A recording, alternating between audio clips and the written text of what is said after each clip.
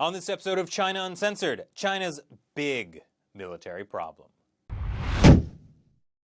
Hi, welcome to China Uncensored. Ladies and gentlemen, I have just come back from top secret talks at the Pentagon. I swore an oath of secrecy, so don't even think about trying to drag it out of me.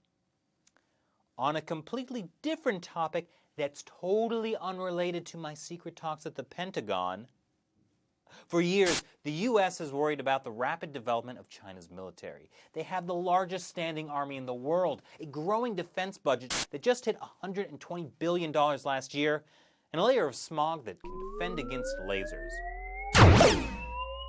Meanwhile, the U.S. Defense Secretary wants to shrink the U.S. Army to pre-World War II levels, and Congress has agreed to a military budget of just under $500 billion. That's not even more than the next 13 countries combined anymore.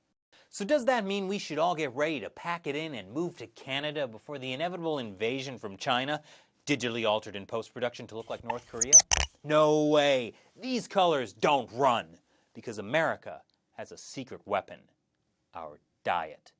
According to research from China's General Armament Department, in the last 20 years, Chinese soldiers on average have grown taller by more than 3/4 of an inch and bigger by almost 2 inches around the waist.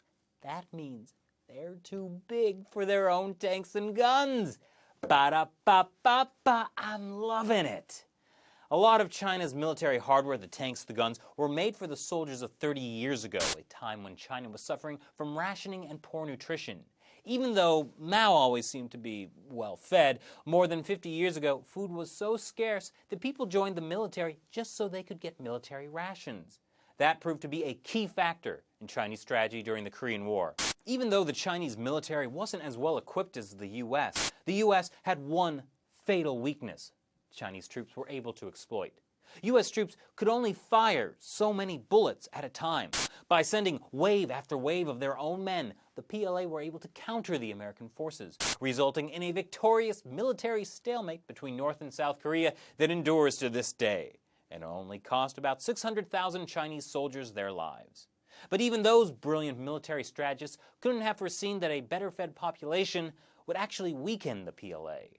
And so, even though China has seen double-digit growth in military spending, some of that is just going into reconfiguring existing gear so soldiers can actually fit in it. So, what do you think about the U.S.'s new weaponized McDonaldization? Leave your comments below or on the China Uncensored Facebook page. Once again, I'm Chris Chappell. See you next time.